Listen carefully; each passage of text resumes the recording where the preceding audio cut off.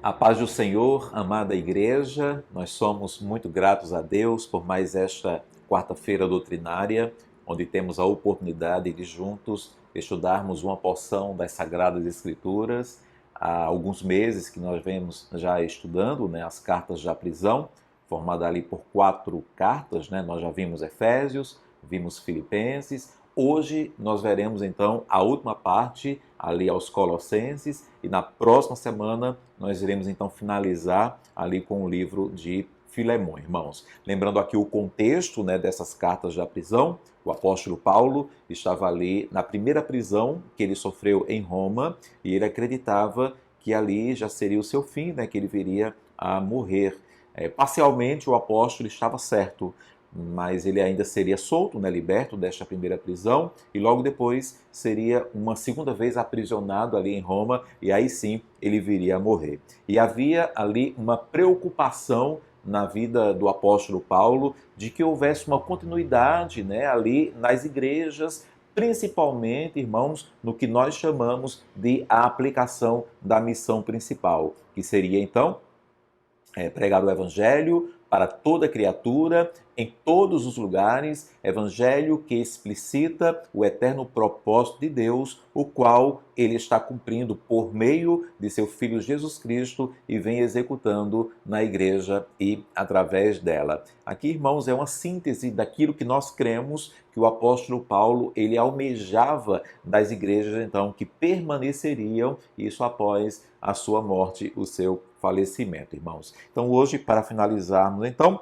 nós veremos as saudações finais de Paulo no capítulo 4 ali, na carta aos Colossenses, versículo 10 até o versículo de número 18. E saudações finais é esse o título, que pelo menos eu encontro aqui na Bíblia, que eu tenho nas minhas mãos, nessa versão que eu utilizo, irmãos. Nós veremos então, de maneira muito rápida, irmãos, alguns atos finais, algumas palavras finais do apóstolo Paulo aqui para esta igreja aos Colossenses e que nós cremos então que reverbera até os nossos dias atuais. Então, o primeiro ato final aqui, palavras finais do apóstolo Paulo, é que ele fortalece ainda no fim aqui os que estariam à frente ali das igrejas. Eis aqui, irmãos, algo que nós temos percebido nos escritos de Paulo, que é uma forte característica ali no apóstolo. Ele sempre reforçava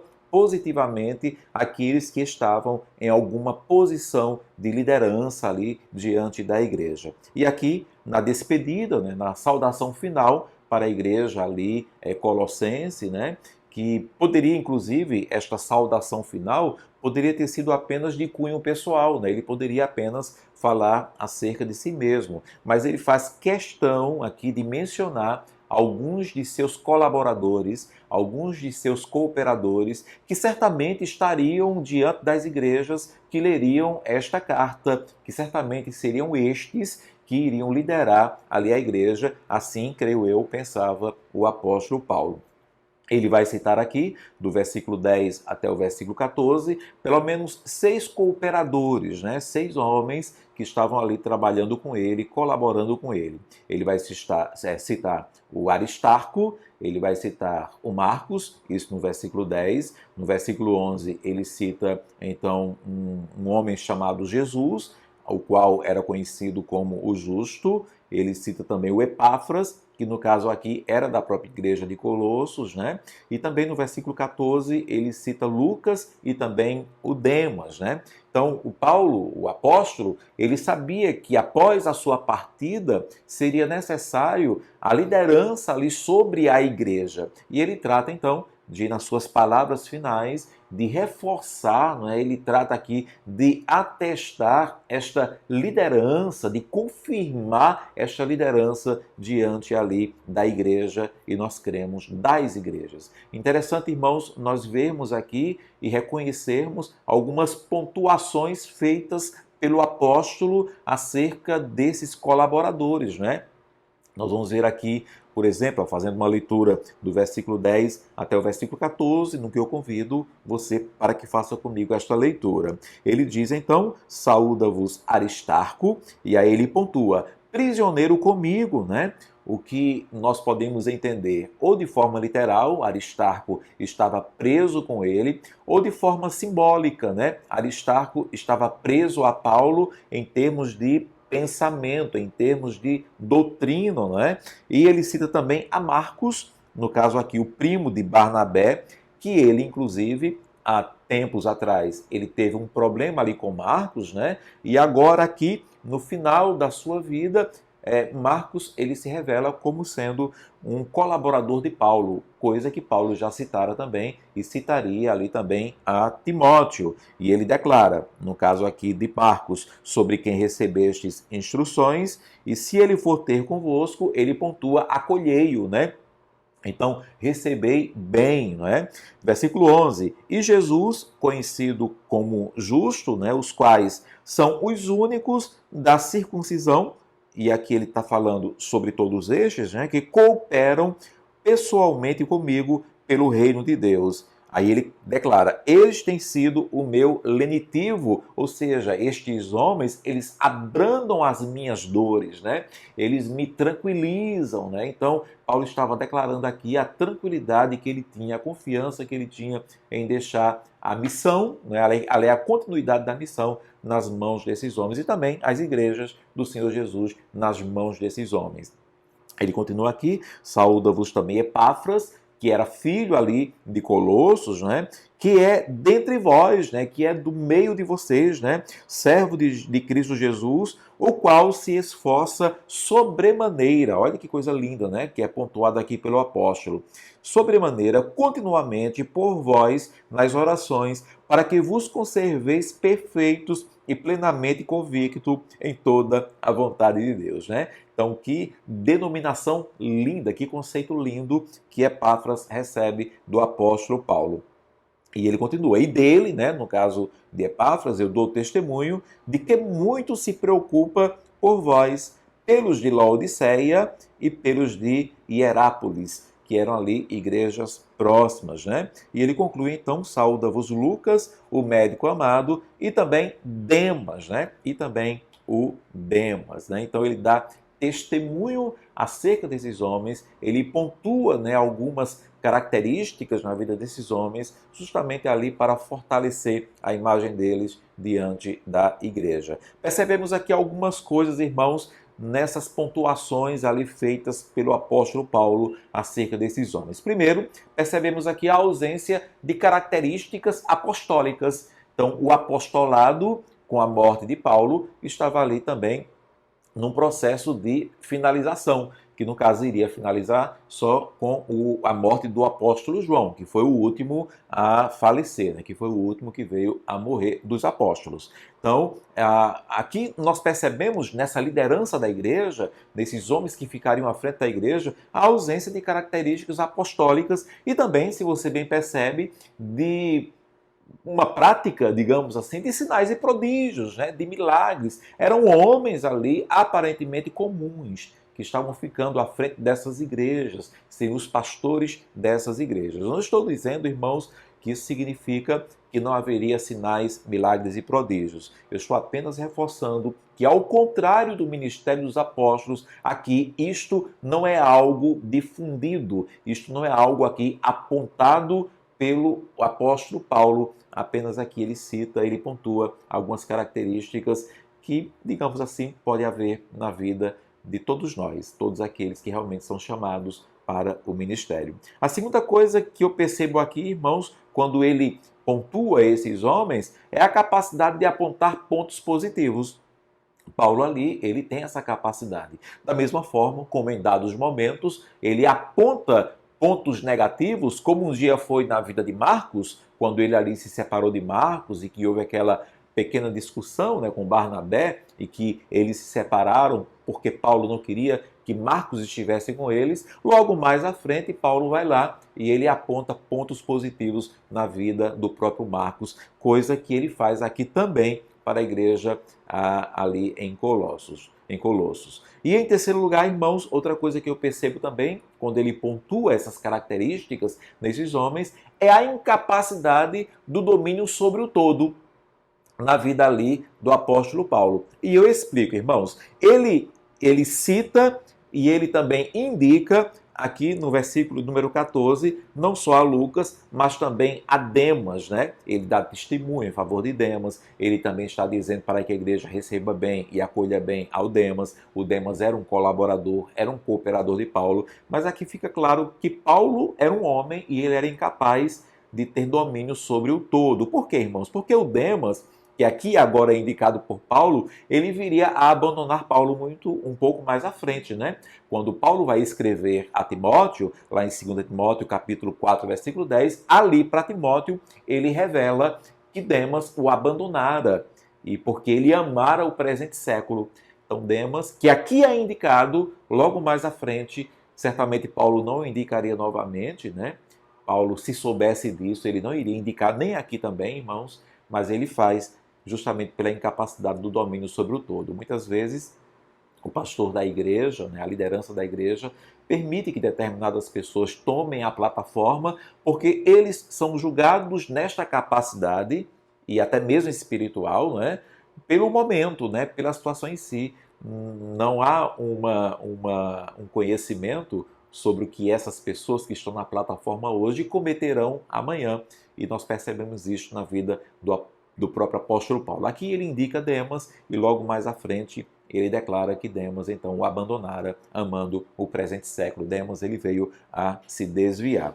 Mas no todo, o apóstolo Paulo, em vias de partir, pelo menos ele pensava assim, né? Ele trata então de fortalecer a liderança da igreja que ficaria ali.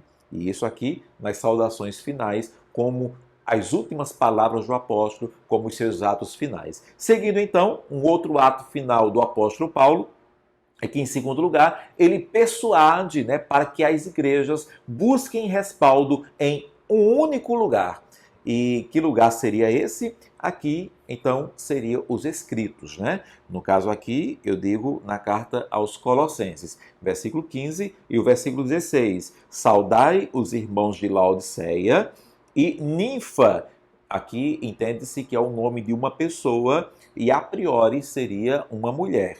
E a ninfa e a igreja que ela hospeda em sua casa. Existem alguns outros escritos que coloca o nome de ninfa no plural, seria ninfas, e aí entende-se que seria um nome masculino. Na versão que eu tenho aqui, irmãos, a ideia é que seria então uma mulher, e ninfa e a igreja que ela hospeda em casa. E aí ele diz, versículo 16, e uma vez lida esta epístola, esta carta que ele estava enviando ali para a igreja colossense, né, perante vós, providenciai porque seja também lida na igreja dos Laodicenses, que esta mesma carta que ele enviara para a igreja ali em Colossos, que seja enviada também para a igreja ali em Laodiceia. E a dos de Laodiceia, né, em uma carta que ele enviara também para a igreja em Laodiceia, lede-a igualmente perante vós. Então que haja uma troca de cartas. E essa carta que é citada aqui, não é, a igreja em Laodiceia, alguns estudiosos acreditam que já seria a carta escrita aos Efésios. A carta escrita aos Efésios já estava na igreja de Laodiceia e ele pede então para que haja essa troca. Então ele está aqui persuadindo para que as igrejas busquem respaldo em um único lugar, que seria aqui então os escritos, né? Há então um pedido e uma recomendação de que as cartas deveriam ser compartilhadas. Paulo estava indicando aqui, irmãos, a palavra de Deus, né? Talvez ele não tivesse nem ciência disso, mas ele estava indicando aqui justamente a palavra de Deus como sendo o único parâmetro para as igrejas, né? Para nós hoje, esses escritos formam aqui também parte do Novo Testamento e para nós é a palavra de Deus somada com o Antigo Testamento. A ideia de Paulo, eu creio, irmãos, é essa, né? Se eu estou indo, né? Se eu estou partindo e não poderei mais escrever nada para igreja nenhuma, então como é que a igreja vai ficar? Como a igreja ficará? Pelo que a igreja vai se guiar a partir de então. Então, ele haveria, inclusive, de fortalecer ainda mais essa ideia quando ele escrever a Timóteo, né? Dizendo para Timóteo, prega a palavra. Ali, para Timóteo, esse prega a palavra seria o Antigo Testamento, mas seria também o cristianismo, a história, o evangelho ali, a partir de Cristo Jesus, que era explicado ali nos escritos do apóstolo Paulo, de Pedro, de Tiago, né? De homens ali que escreveram as epístolas sagradas. Aqui, irmãos, as cartas de Paulo já ganham viés, né, de palavra de Deus. E Paulo aqui, no ato final, ele trata de persuadir a igreja para que tenha como único respaldo, no caso, então, a palavra do Senhor. E em terceiro lugar, irmãos, como ato final de Paulo ali, né, no seu escrito para a igreja colossense, Paulo insiste em erguer novos cooperadores. Mas é interessante a forma como ele faz aqui, né? Ele já tinha alguns colaboradores, ele já tinha alguns cooperadores com ele. Aqui no caso, como nós vimos, ele cita pelo menos 6 destes cooperadores. E não é que ele pensasse, irmãos, que deveria haver mais. Não era que ele estava lançando ali a rede e pedindo para que viessem mais cooperadores. Não.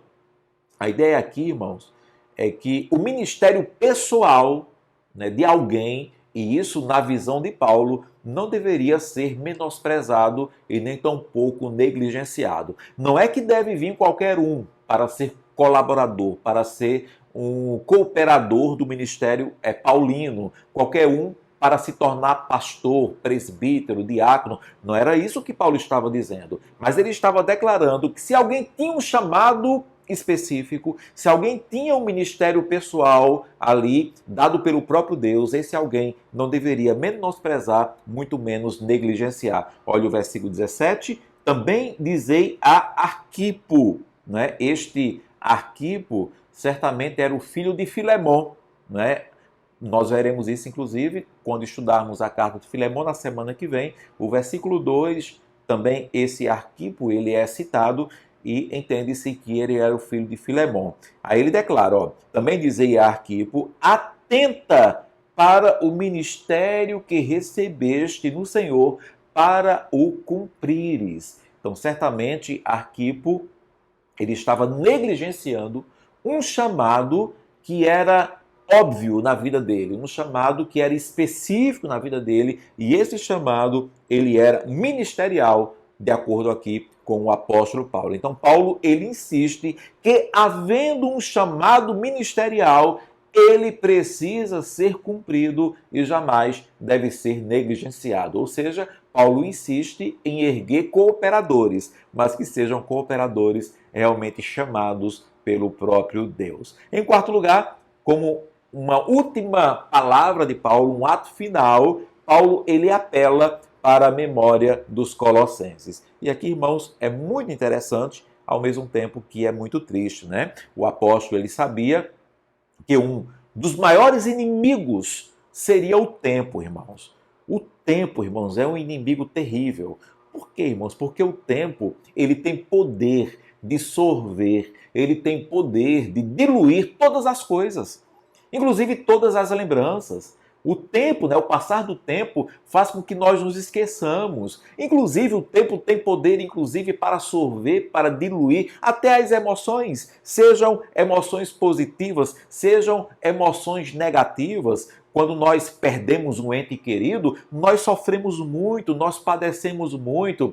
E com o tempo, irmãos, a dor ela vai diminuindo. Com o tempo, nós vamos nos acostumando até mesmo com perdas. Nós, de vez em quando, lembramos daquela pessoa que nós perdemos. Mas o tempo, ele vai aplacando, ele vai diluindo todas as coisas. E Paulo, ele sabia disso. Ele sabia que logo, logo, ele poderia ser esquecido. Ele sabia que, sendo esquecido, também seriam esquecidos os seus ensinos, as suas palavras. Por isso, então, ele faz um último pedido no versículo de número 18. Ele diz, a saudação é de próprio punho.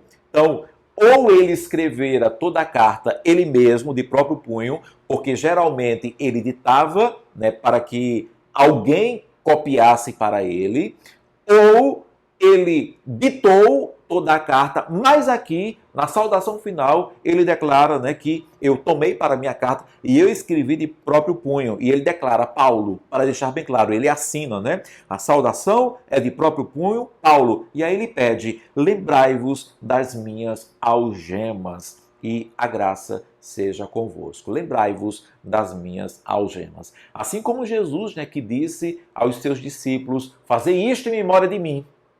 E lá em 1 Coríntios capítulo 11, nas palavras do próprio apóstolo Paulo, nós vimos que Jesus ele fez isso em dois momentos, né, por duas vezes. Fazer isto em memória de mim. Era como se Jesus estivesse dizendo aos seus discípulos, não se esqueçam de mim, não se esqueçam, né, do meu sacrifício, da minha morte e também da minha ressurreição. Fazer isto em memória de mim. E da mesma forma, Paulo ele faz aqui. Obviamente, irmãos, que a preocupação de Paulo não era que ele mesmo fosse esquecido. Ele não queria glória para ele. Não era essa a preocupação do apóstolo. A preocupação dele é que sim, que consequentemente o ensino, né, as palavras dele, né, que essas palavras que foram pregadas que fossem esquecidas. Esse era o temor do apóstolo, por isso que ele faz este pedido, lembrai-vos das minhas algemas. Não se esqueçam das minhas palavras, dos ensinos, não se esqueçam da palavra de Deus. Interessante, irmãos, é nós pensarmos,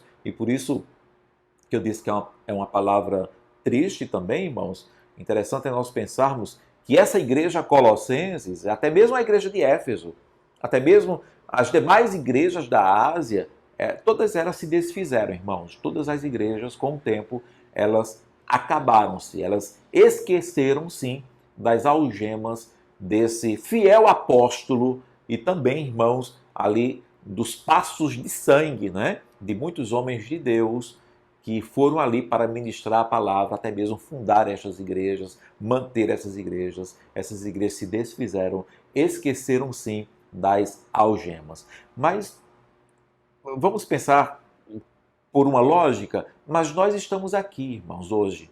Eu digo nós, eu e você, a igreja do Senhor Jesus no presente século, a igreja Viva Geração, a igreja que nós fazemos parte. Nós estamos aqui hoje, e estamos aqui hoje porque pela graça do Senhor nos foi revelada esta palavra. E nos lembramos dos percalços de homem como Paulo, dos percalços de homens, de missionários que vieram há muito tempo atrás aqui para o Brasil, né? E com um preço de sangue pregaram o Evangelho. E amém por isso, irmãos, porque nós estamos aqui. Então, quem sabe um dia, não é, irmãos, nós não encontraremos com Paulo ali nos céus, né? Com o irmão Paulo, né? Toda glória será do Senhor Jesus, mas quem sabe não teremos a oportunidade de olhar para o apóstolo Paulo e poderemos dizer-lhe, né, olha, nós não nos esquecemos, Paulo, nós não nos esquecemos do preço que foi pago, das algemas, dos ensinos, nós valorizamos em muito a palavra de Deus, muito obrigado, e é por isso que nós estamos aqui. Quem sabe um dia não agradeceremos a Ele e não diremos a Ele que nós não esquecemos das algemas que foram sofridas. Amém, irmãos. Que Deus nos permita isso, né? Então ficam as lições diretas para nós, finalizando então essa terceira carta da prisão, essa carta escrita aos Colossenses, né? Ficam as lições aqui diretas para a igreja do Senhor Jesus. Durante a aplicação da missão principal, né? Que é pregar o evangelho para toda criatura e em todos os lugares, evangelho que explicita o eterno propósito de Deus, o qual ele está cumprindo por meio de seu Filho Jesus Cristo e vem executando na igreja e através dela, em primeiro lugar, respeitemos e valorizemos os que estão adiante. Vamos respeitar, irmãos, vamos valorizar. E aí, eu não falo só em meu nome, mas eu falo em nome de todos os pastores que pode ser que venham ainda na sua vida, né? Na vida desta igreja, né? Então respeitemos e valorizemos os que estão adiante, os colaboradores, né? Os pastores, aqueles que estão liderando ali a igreja do Senhor Jesus, cuidando de um rebanho que não pertence a ele, mas que pertence a Cristo Jesus. Respeitemos e valorizemos os que estão adiante, os presbíteros, os diáconos, aqueles que estão sobre a plataforma. Em segundo lugar, irmãos, tenhamos os escritos, tenhamos a palavra de Deus como um único respaldo, único, é a nossa única fonte de regra e fé. É a palavra de Deus. Em terceiro lugar, na caminhada da missão principal, não desprezemos o ministério confiado. Deus confiou algum ministério a você?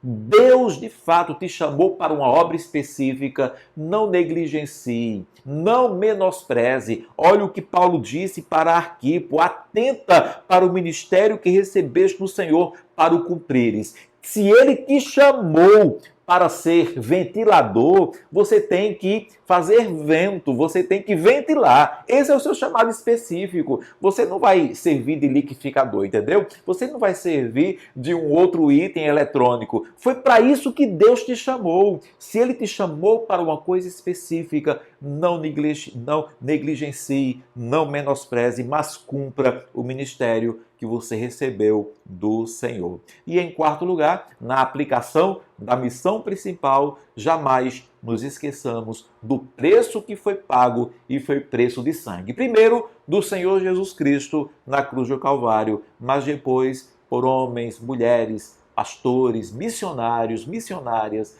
que pagaram um alto preço ali, às vezes com a própria vida, para que esta palavra chegasse até as nossas mãos. Que Deus então nos abençoe, irmãos, e que esta palavra, toda a carta escrita aos Colossenses, assim como Efésios, assim como Filipenses, assim como será Filemon, que de fato, irmãos, venha nos nutrir, venha nos edificar, irmãos, e possamos cumprir a missão principal como ela deve ser cumprida de fato. Cumpramos o nosso papel, irmãos, como pregadores do Evangelho do Senhor Jesus Cristo. Amém, irmãos? Então, até a próxima quarta-feira, quando nós finalizaremos, então, as cartas da prisão ali, com a última delas, que é a carta escrita a Filemon. Amém, irmãos? Vamos orar ao nosso Deus. Pai, nós queremos te agradecer, nós queremos louvar o teu santo nome por nossa caminhada até aqui, Deus. E muito obrigado por esta carta escrita aos Colossenses e que ela possa, de fato, gerar em nós mudanças, transformações e que o teu nome seja glorificado através da tua igreja e através das nossas vidas. Muito obrigado por esta rica oportunidade e pela vida de todos estes que têm acompanhado esses estudos bíblicos e gera em nós o crescimento que procede de ti. Pai, nós te agradecemos em nome de Cristo Jesus. Amém e amém. Que Deus nos abençoe, irmãos. Paz.